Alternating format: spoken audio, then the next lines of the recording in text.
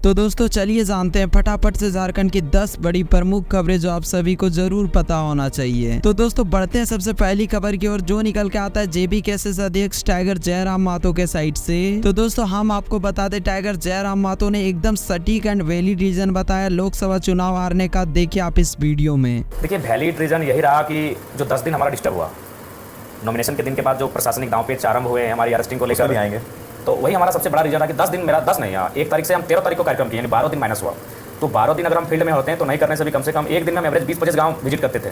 12 दूनी 24, लगभग 300 गाँव हम विजिट कर जाते हैं। अगर हम 300 गाँव, अगर अननोन गाँव जिसमें हम कभी गए नहीं है, उन गाँव को अगर विजिट करते हैं तो मुझे लगता है अगर 300 गाँव में अगर परसेंटेज वोट आते हैं तो मुझे लगता है जीत की उस मार्जिन तक हम दहलीज तक चले जाते हैं। तो ये रहा, वो 10 दिन काफ़ी निर्णायक रहा। और कुछ चीज़ें रही चूँकि हम लोग यूथ हैं, हमारे पास जैसे आपके साथ हम लोग बैठे हैं तो बैठ के कुछ चीज़ों पे बात कर लेते हैं। तो उस समय इतना भी समय मेरे पास नहीं था कि हम खुद से बात कर लें, और मुझे विश्वास है कि हम अगर खुद से भी बात कर लेते हैं, प्लानिंग पे बात कर लेते हैं, चुनाव जीतना है कैसे उस पर भी बात कर लेते हैं, अपने आप से बात कर लेते हैं, तो हम चुनाव जीत जाते हैं। लेकिन मेरे मानसिक शांति नहीं मिली। वो चुनाव का जो दौर था 13 तारीख से लेकर वोटिंग होने तक मानसिक शांति नहीं मिली। अगर एक दिन के लिए भी, आधे दिन के लिए अगर मुझे मानसिक शांति मिल जाती, अगर मैं अपने आप को एकांत में पाता, तो मुझे पूर्ण विश्वास था इस चुनाव को मैं गिरिडीह लोकसभा में जीत जाता। लेकिन मानसिक शांति नहीं मिली। हम रोज हम आते थे 3 साढ़े 3 बजे, आधा अगर कुछ खाना होना है तो ठीक है, मैंने एवरेज 4 बजे सोते थे, कभी 5 भी बज जाता था, कभी 3, एवरेज 4 बजे सोते थे, और फिर सुबह के 7 बजे तक उठ जाना है। यानी 3 घंटा, यानी 12 दिन हम कंटिन्यू 3 ही घंटा सोए हैं। और एक दिन में एवरेज 15 को सभा, 20 जनसभा, फिर रात को ना अगले दिन फिर सभा में जाना। यानी कभी हम वार रूम में बैठकर कि भाई अगला प्रत्याशी कहाँ मजबूत हो रहा है, उसको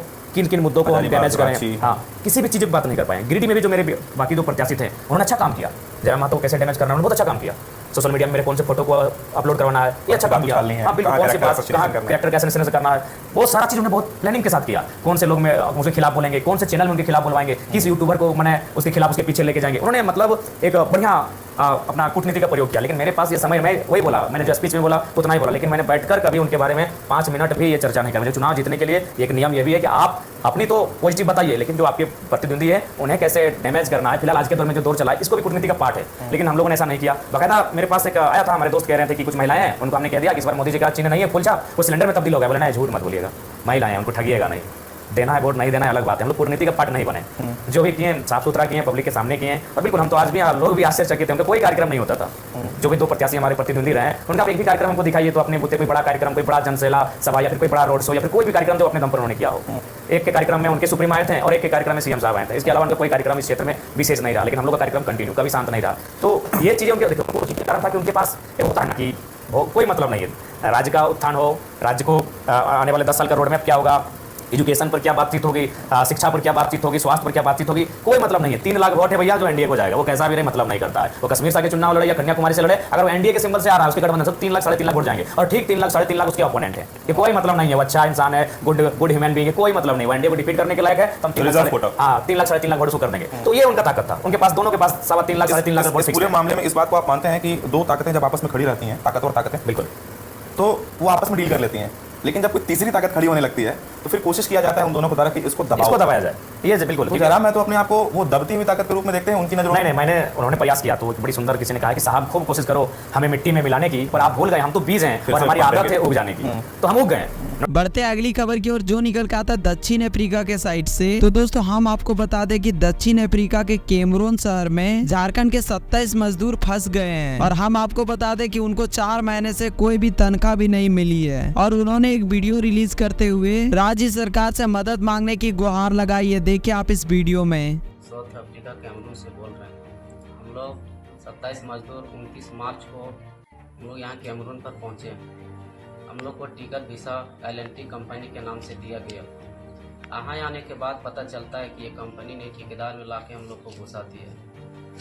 फिर भी हम लोग 4 महीना से लगातार काम करते जा रहे हैं, 4 मंथ काम। बढ़ते अगली खबर की ओर, जो फिर से निकल के आता है टाइगर जयराम महतो के साइड से। तो दोस्तों हम आपको बता दें, टाइगर जयराम महतो ने कहा कि नेता के घर में जो नेपोटिज्म चलता है कि नेता का बेटा ही नेता बनेगा, इस चीज को सबसे पहले हमें झारखंड के अंदर खत्म करना है। देखिए आप इस वीडियो में। नेता के लिए नियोजन नीति है, बाप तो रहबे किया, बेटिया टिकट लेके आ गए। इधर आजसू के नेता है रामगढ़ वाले मौसा जी गिरिडीह से सांसद और मौसी रामगढ़ से विधायक, वहां नीति है। इधर आइए दादा का बात करते, हेमंत दादा हिंदे मुख्यमंत्री, भौजी कल्पना गांडे से विधायक, बसंत भाई और दुमका से विधायक। तो नेताओं के लिए नीति है। और हम भी बार बार यही बोले हैं, अगर हमारी पार्टी से कोई विधायक बनने आए हैं तो भैया कलेजा लेके आइएगा, कलेजी है तो मत लड़िएगा।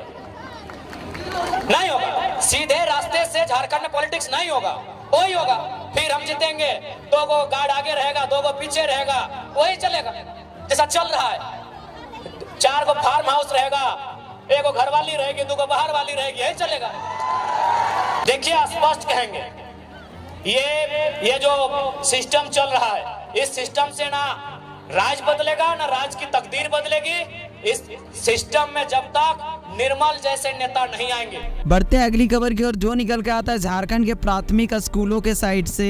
तो दोस्तों हम आपको बताते हैं झारखंड के प्राथमिक स्कूलों में जनजातीय एवं क्षेत्रीय भाषा के लिए 15,000 शिक्षकों की नियुक्ति होगी बहुत ही जल्द। बढ़ते अगली खबर की ओर, जो निकल के आता है बाबूलाल मरांडी के साइड से। तो दोस्तों हम आपको बता दें कि बाबूलाल मरांडी ने कहा 11 साल में इंडिया अलायंस झारखंड में सिर्फ लूटने का काम किया। देखिए आप इस वीडियो में। 5 वर्षों में क्या हुआ इस प्रदेश के अंदर में किसी से छुपा हुआ नहीं है। अगर हम 5 वर्ष भी कहें तो आज मैं कह सकता हूं कि भाई झारखंड अगर बने हुए 24 साल हो रहा है, 24 वर्षों में इस प्रदेश के अंदर में 13 साल तक बीजेपी के नेतृत्व में सरकार रही है और 10 साल 11 साल करीब करीब अभी तो इंडिया अलायंस बोलते हैं कि उन लोगों की सरकार रही है। राष्ट्रपति शासन भी उन्हीं लोगों के कारण। तो ऐसा नहीं है कि उन्होंने कोई कम इस राज्य के अंदर में शासन किया, लेकिन उन्होंने क्या किया, उनकी सरकार बनी तो कमाने में वो लग गए, लूटने में लग गए। इसलिए विकास का काम इस 4.5 वर्षों में भी कहीं आपको दिखाई नहीं पड़ता है। अगर आप पिछले दिनों आप देखेंगे सरकार बनी तो अभी आपको बता रहे थे तो भाई विकास का काम हुआ, गांवों तक सड़कें भी पहुंची, घरों तक बिजली भी पहुंचा। और दोस्तों इसी के साथ अगर वीडियो यहाँ तक देखे हो तो यार सब्सक्राइब जरूर कर देना। मिलते हैं और अन्य वीडियो के साथ, तब तक के लिए टाटा बाय बाय।